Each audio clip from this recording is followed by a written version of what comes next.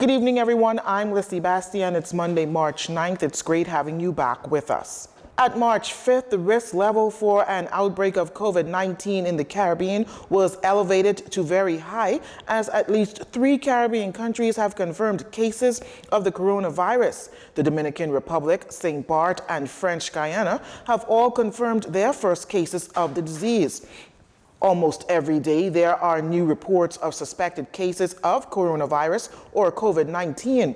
According to the Johns Hopkins dashboard, there are more than 113,584 cases globally. Dr. Pearl McMillan, Chief Medical Officer in the Princess Margaret Hospital, explains 4 key observations about the Caribbean high risk. Recent reports of confirmed COVID-19 cases in at least 3 countries in the non-English speaking Caribbean countries. Sustained transmission of the disease in countries with direct flights to the Caribbean region.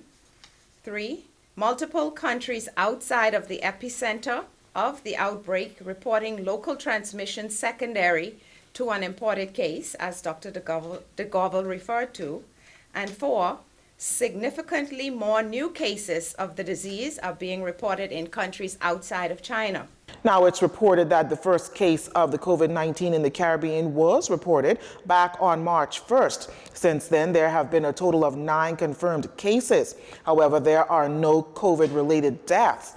Additionally, the major sub-regions have preparedness and response plans with the ability to conduct laboratory tests for the COVID-19. The 9 CARICOM member states that have the capacity to do this testing, that includes the Bahamas.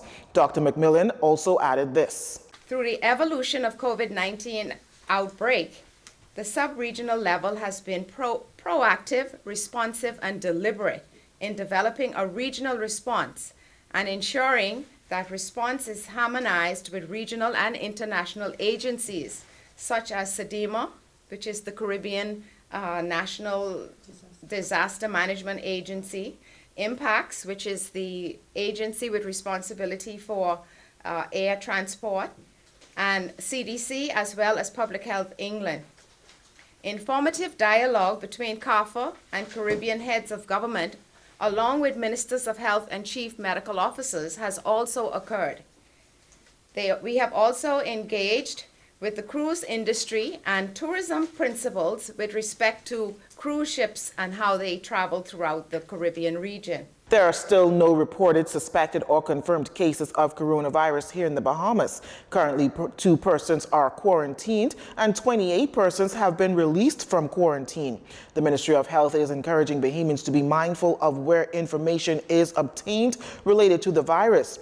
Additionally, Dr. McMillan says the relevant agencies are mining arrivals to the shores of the Bahamas from international destinations. Coupled with new cases being reported in the Caribbean region, the Bahamas must anticipate the reality that COVID-19 may appear in the country.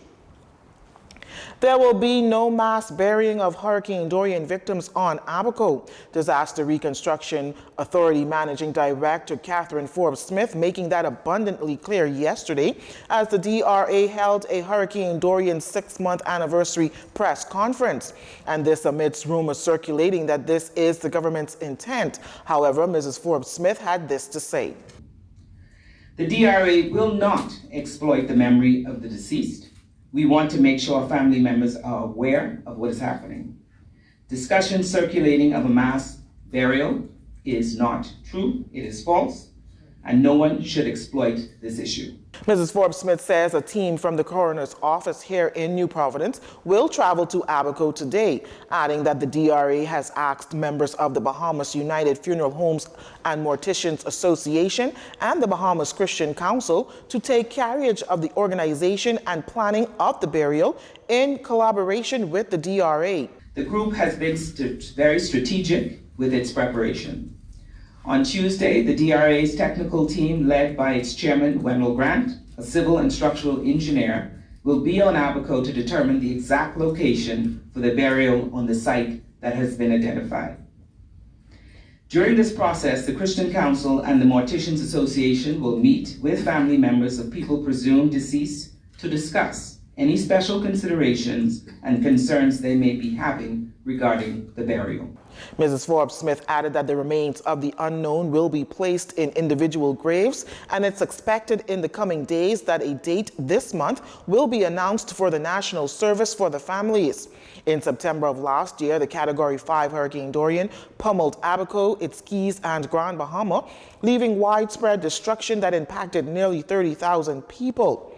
Meantime, Bishop Delton Fernandez, president of the Bahamas Christian Council, in expressing his empathy for the victims of Hurricane Dorian and their families, says the council is willing as a church to be the church. He says the BCC will do all they can to support Grand Bahama and Abaco in their great time of need. The official death toll following Hurricane Dorian stands at 74, 63 deaths in Abaco and 11 in Grand Bahama. You're watching JCN News. Stay with us. This segment of the news was brought to you by Alive.